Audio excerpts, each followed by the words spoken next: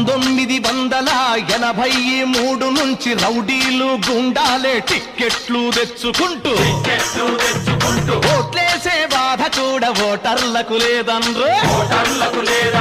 ఎవడెక్కువ 1983 నుంచి రౌడీలు గుండాలే టిక్కెట్లు తెచ్చుకుంటూ ఓట్లేసే బాధ కూడా ఓటర్లకు లేదన్రు.